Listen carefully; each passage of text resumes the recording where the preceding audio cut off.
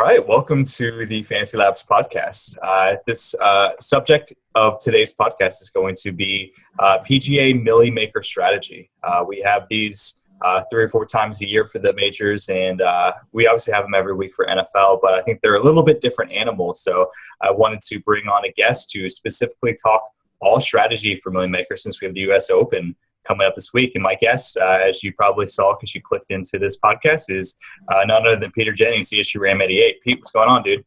Not much. Very excited for the U.S. Open. And, we're winding down with all the good sports, which is a bit sad. The NHL, as we recorded this, Penguins just won the Stanley Cup. Getting down to the nitty-gritty with NBA. So nice to have golf in full swing, and certainly this tournament should be a lot of fun. Yeah. From the time I've known you, Pete, it seems like you don't get this excited about many sporting things as you do for golf majors. Is that true?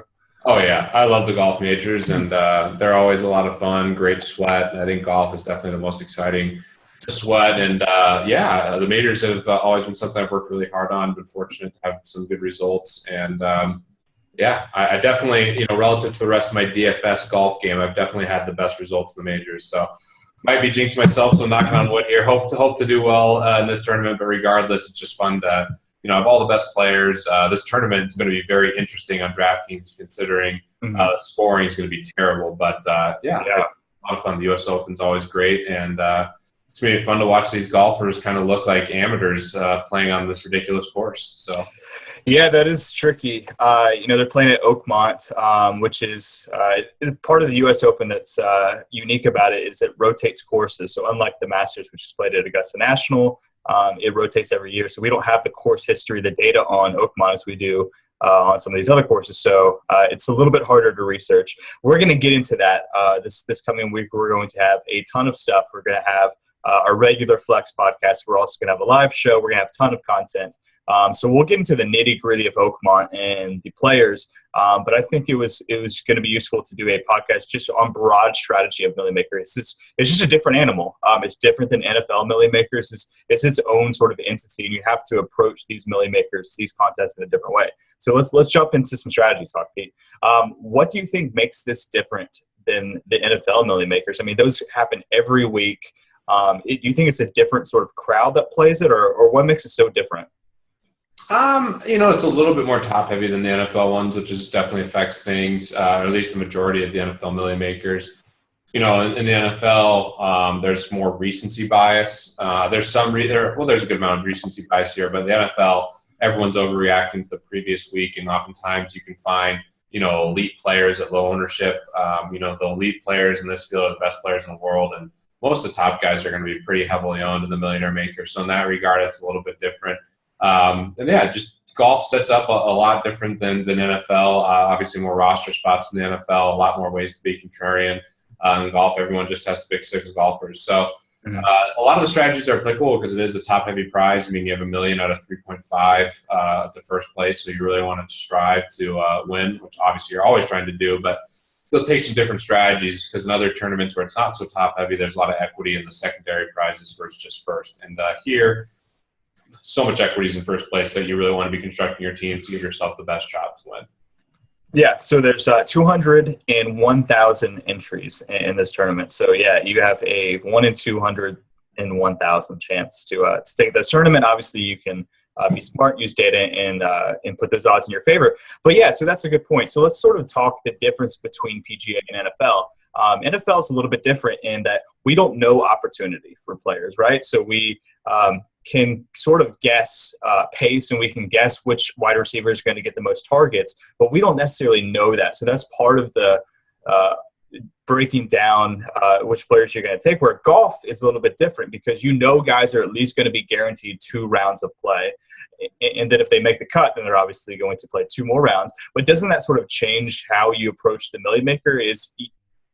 Is there a guy that's a bad play this week in a Milly Maker? There's not many really bad plays. There's a couple guys that I would have no problem talking people off of, but in general, almost all the guys are in play. I mean, it's the reason we have the best golfers in the world, especially when you look at the top 20, 30 guys. You can make an argument for why they could win. I mean, certain guys I don't think are great plays by any stretch, but Yeah, it's totally different because everything's viable, and it's hard to make a bad lineup. That's one thing that's probably a little different than in golf versus other sports, which I actually think makes it a great DFS game because it's really a great entertainment product, and someone who's never played fantasy golf before, has a better chance in golf than they probably do in, say, like the NBA. Mm-hmm. So I like that. Obviously it's a little less, the ROI is not going to be the same, but I think it's great for the industry, and I think it's so much fun. So I'm just, I'm looking forward to it. And there's certainly a lot of different dynamics, a lot of players that are interesting, and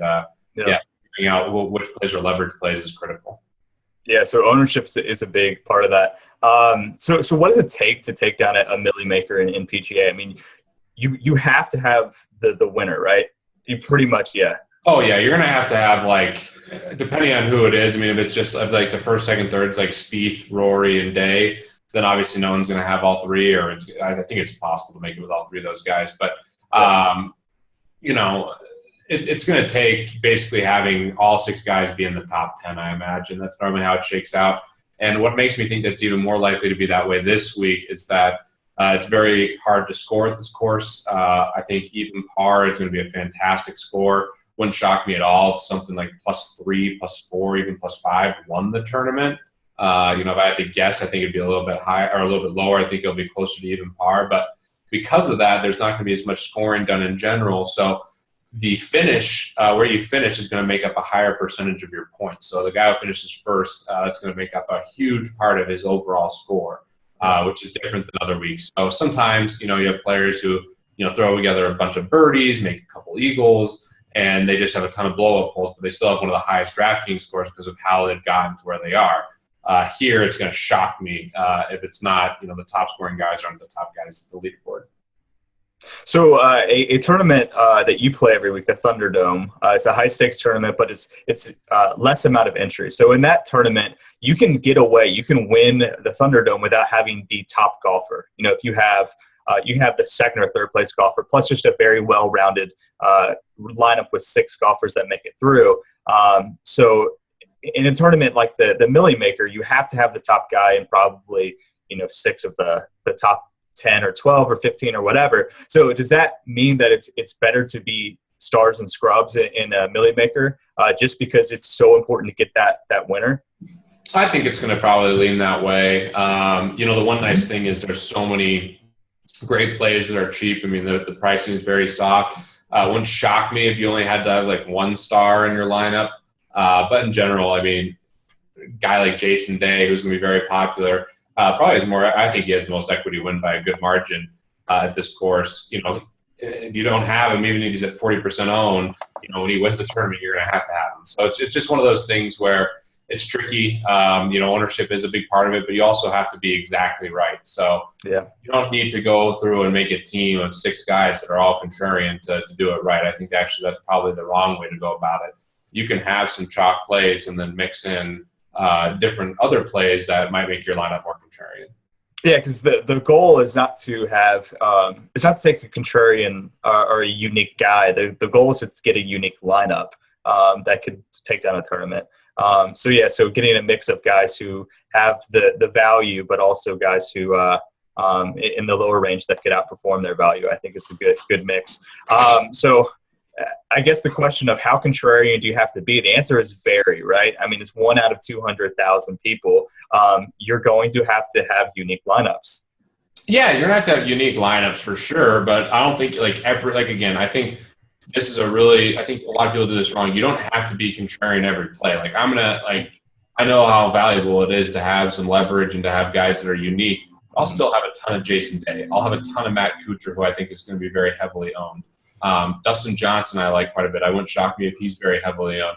You can still make a contrarian lineup with 2 or 3 chalk plays and differentiate the roster with other guys. And I think that, with that mindset, okay, understanding your core group of guys, which guys you think have the most equity overall as golfers, and then figuring out where you can, be different than the field, that's the critical aspect of it.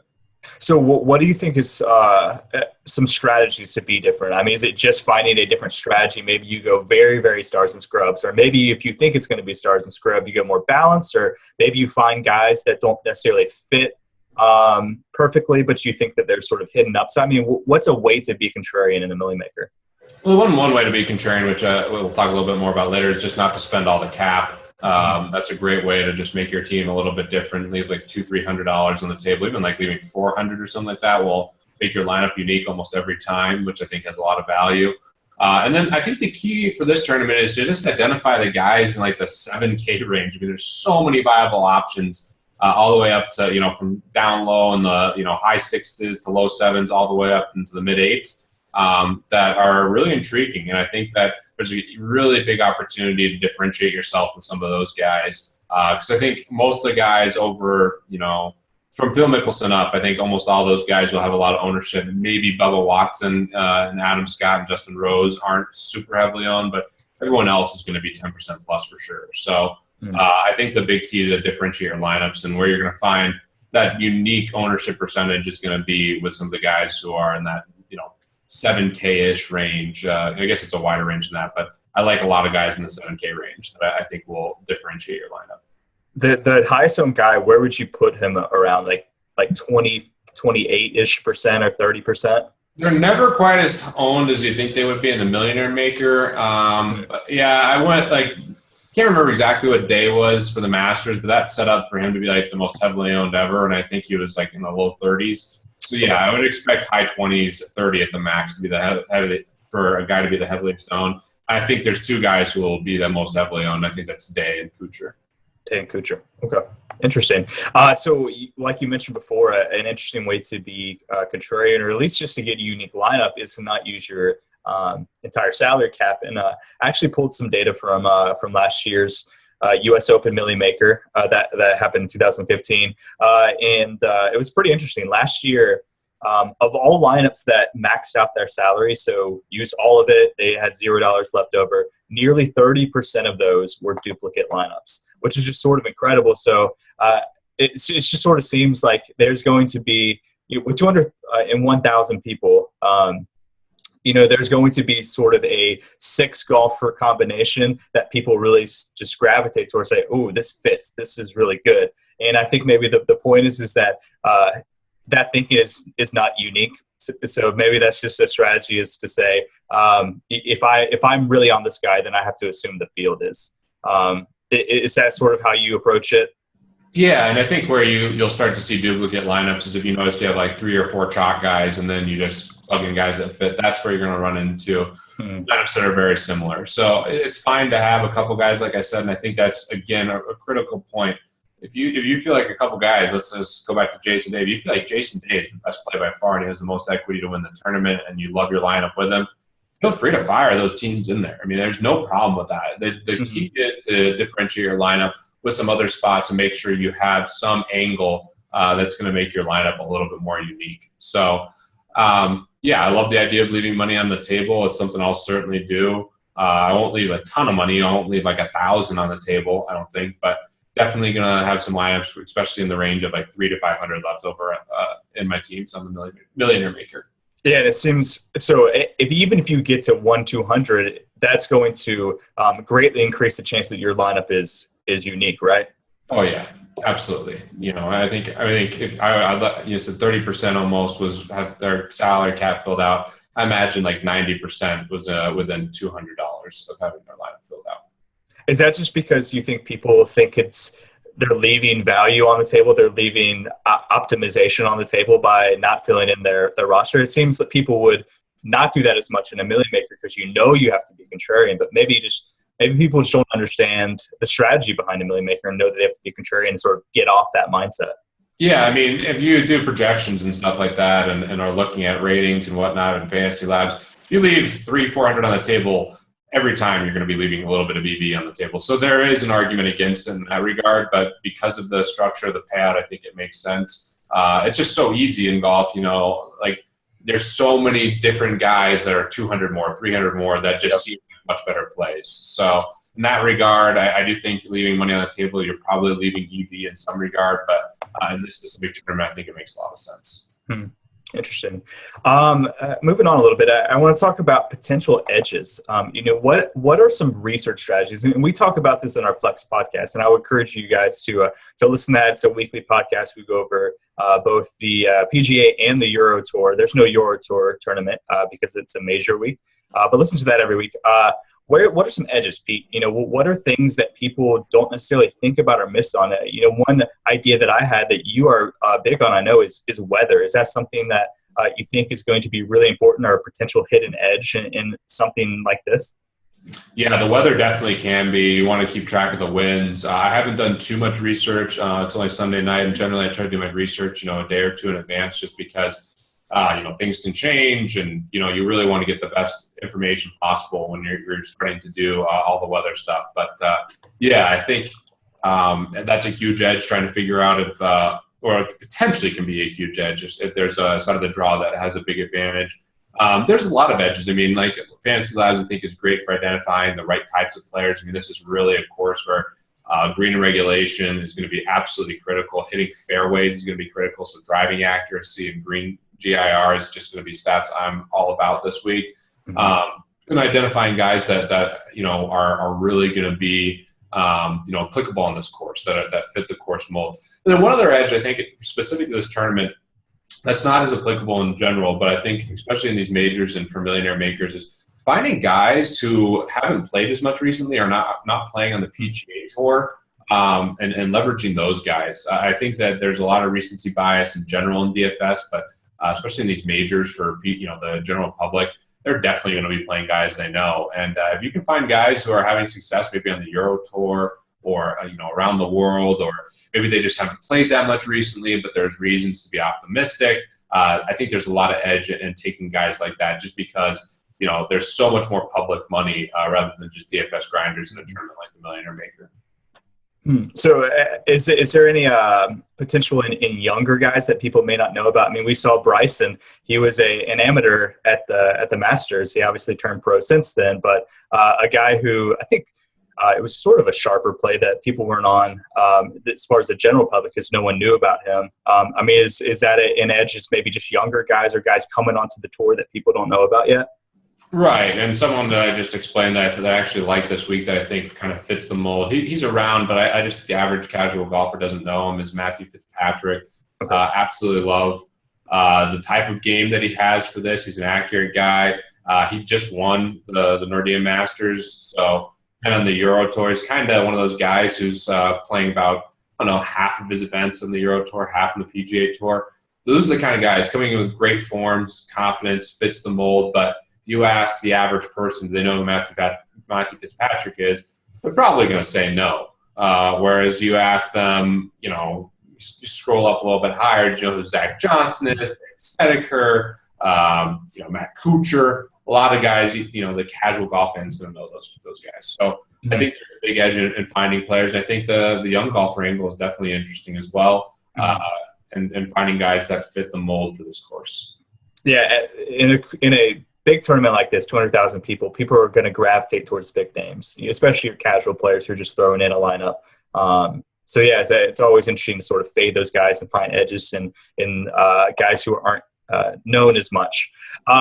You mentioned this before, and I think is an interesting subject to dive into. You said there's a lot of money on majors, obviously. So we talk on our Flex podcast about line movement, and Vegas sets these odds, and they're odds to win the tournament, and that we can track them throughout the week and see how they move. And obviously, if there's money being put on that person, they would have increased odds. But some of the tournaments that we talk about are a little bit lesser known. Obviously, they're not majors.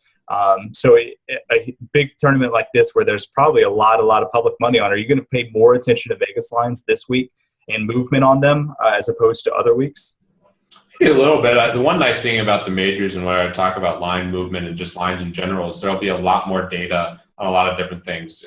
Some weeks it's really a struggle to find any odds on making the cut.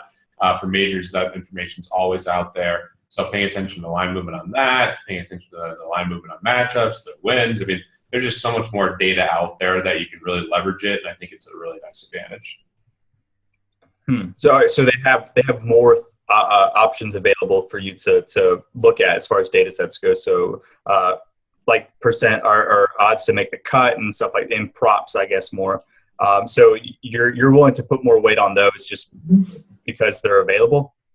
Yeah, I mean, it's just always great to get. I mean, that's stuff we're always speculating on is how likely is this guy to make the cut and all that stuff. And then when there's a price out there, I mean, that's the market price. And if it was inefficient, it'd start to move a lot. So it just gives you a much better idea, and you can put a lot more numbers that aren't in your system, aren't on FantasyLabs, that are which obviously we have incorporated into our models, but those things are really, really helpful in just kind of identifying the right guys. And I really like to check those after I've done a lot of research and see where my stuff lines up, and I'll have more conviction where my stuff lines up, and then I'll have question marks and where it doesn't line up and where other guys might be popping. What am I missing here? And I just think it's a really helpful part to the overall research process. How far do you go back? Because some of these lines have been out for a long time. I mean, they obviously DraftKings announced the tournament, put out salaries a little while ago.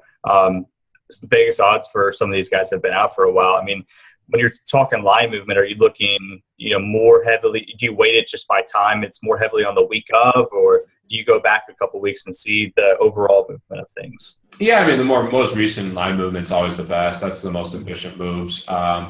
Obviously guys like Berger, his lines moved like crazy after winning this week at the St. Jude. So yeah, you kind of have to know why the stuff's moving, Sure. or speculate why it could be. But yeah, it's something that I'm always looking at, and we'll see how it plays out. But definitely the more recent moves are about more valuable. Cool.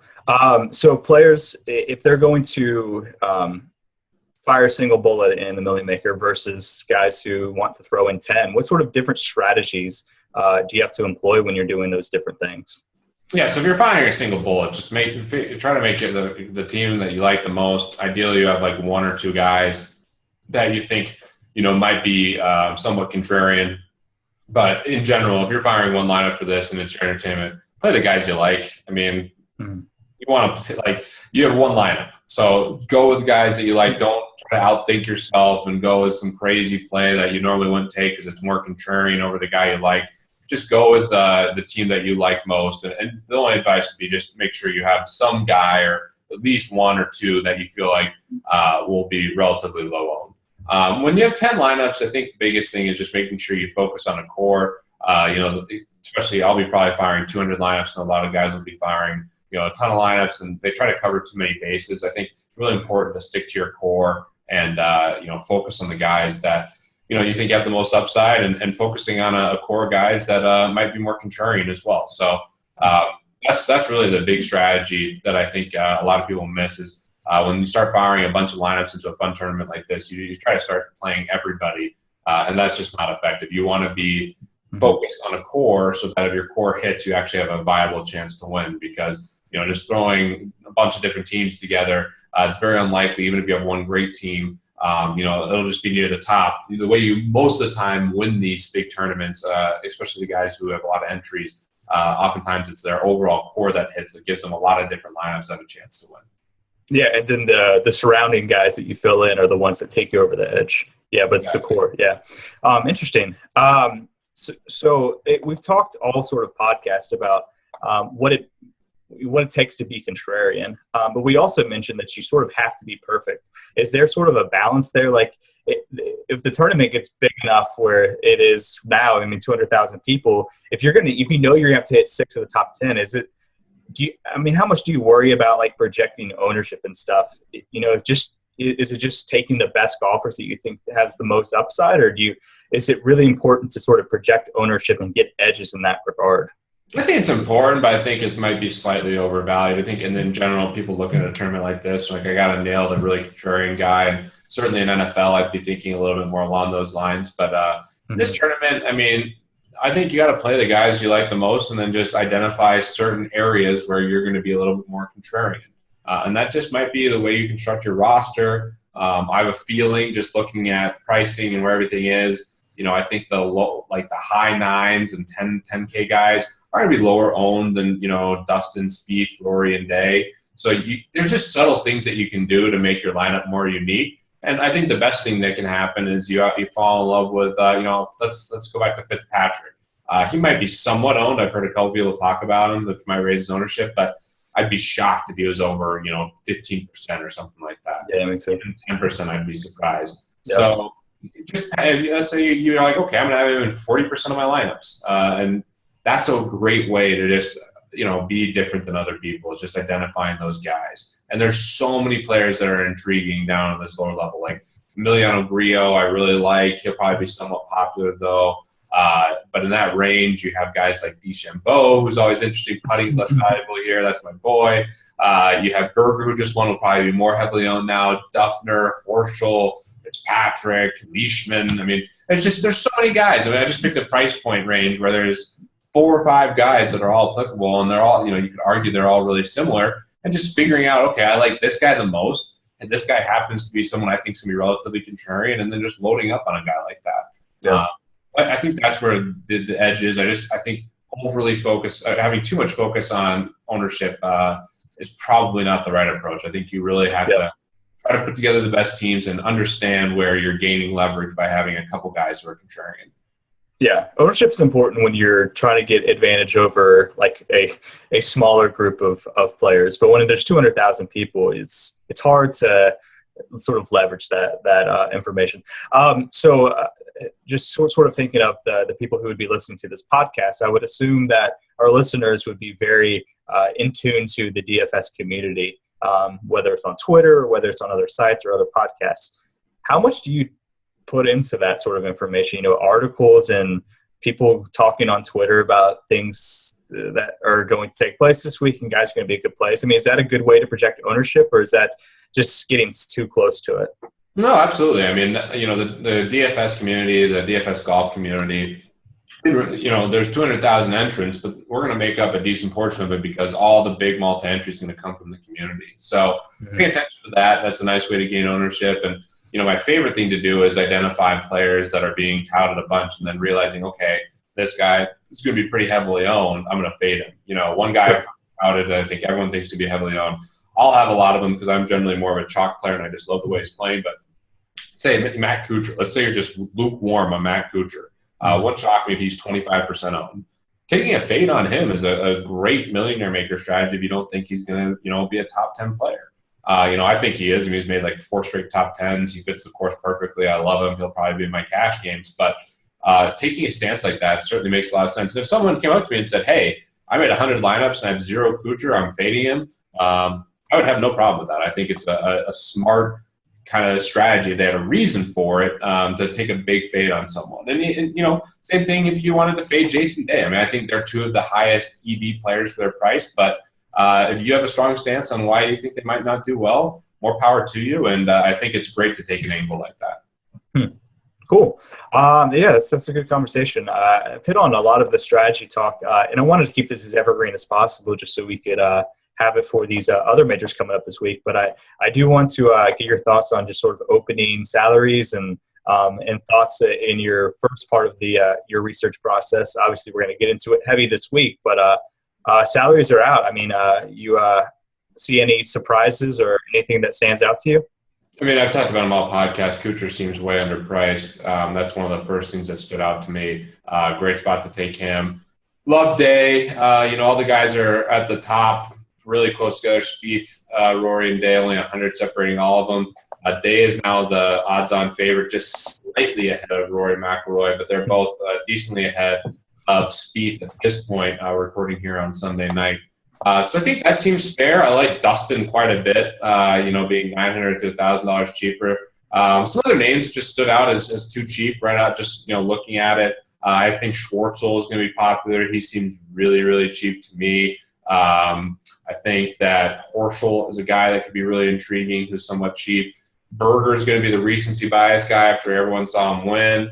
Even Kevin Chappell, who we've talked a lot about, he's really cheap, great ball striker. But yeah, the pricing seems fair. It's definitely soft, but it seems fair. And I think that there's going to be a lot of different directions to go and merit to playing a lot of guys in this tournament. So nothing too shocking. I think they did a really good job with it. And just initially, some of the FantasyLabs guys that we're always on are really intriguing. I think Grillo's going to be a guy that I'll have a bit of.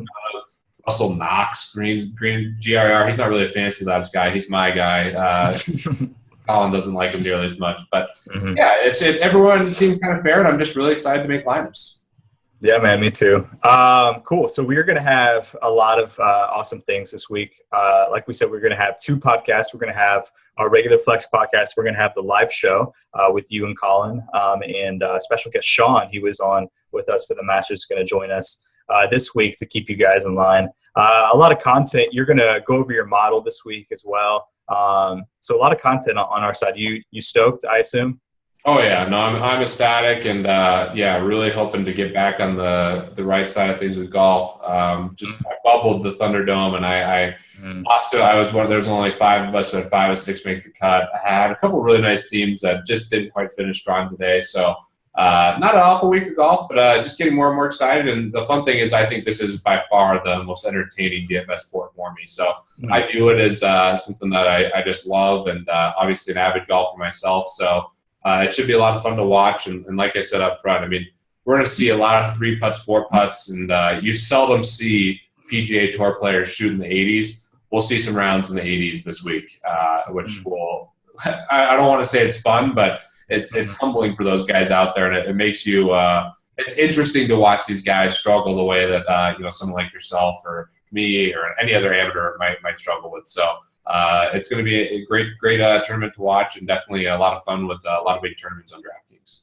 Yeah, a lot of great tournaments. If you're not playing the Milli Maker, obviously other contests you can get in, whether you're playing cash or just lower tournaments with less people. Awesome, cool. So take players you like. Maybe don't max out your salary and win $1 million. Right? That's the strategy. Yeah, Colin used it last time. We're 1 for 1. FantasyLabs subscribers, since we offered a golf product, we're 1 for 1 on winning millionaire makers, and really hope we go 2 for 2.